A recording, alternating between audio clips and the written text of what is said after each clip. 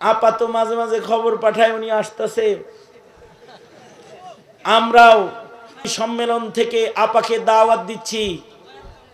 আপা, আপনার জন্য আমরা সবাই অপেক্ষায় আছি। আপনি আইসা পড়েন, আপনার ট্রাইব্যুনালে আপনার বিচার করা হবে যা যা কাম করেছেন। আইসা পড়েন। আর একটা কথা মনে রাখতে হবে, আগামীর নির্বাচন অথবা আগামীর সরকার গঠন হবে ইসলামের সরকার, কোরআন সুন্নাহর সরকার, 17 কোটি মুসলমানের ঈমান রক্ষা করার সরকার, নাস্তিক মুরতাদ কাদিয়ানীর মতবাদকে দাফন করার সরকার।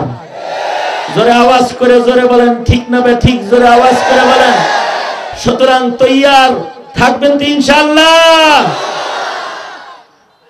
ভোটটা হুশ করে দিয়েন।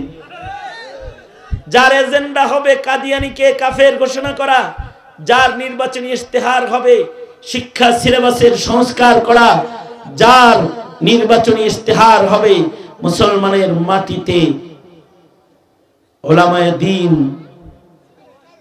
মাদ্রাসা, তাকওয়া তাহারাত এর নিরাপত্তা বিধান করা, নাস্তিক মুরতাদের শাস্তি কায়েম করা, তার সাথে আছে।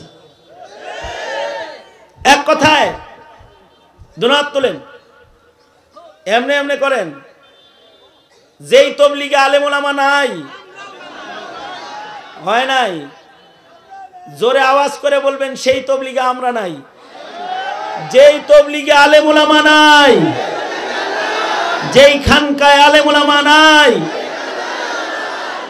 যেই রাজনীতিতে আলেমের সমর্থন নাই, লাথি মারি ওই রাজনীতির কপালে। মনে থাকবে তো ইনশাআল্লাহ?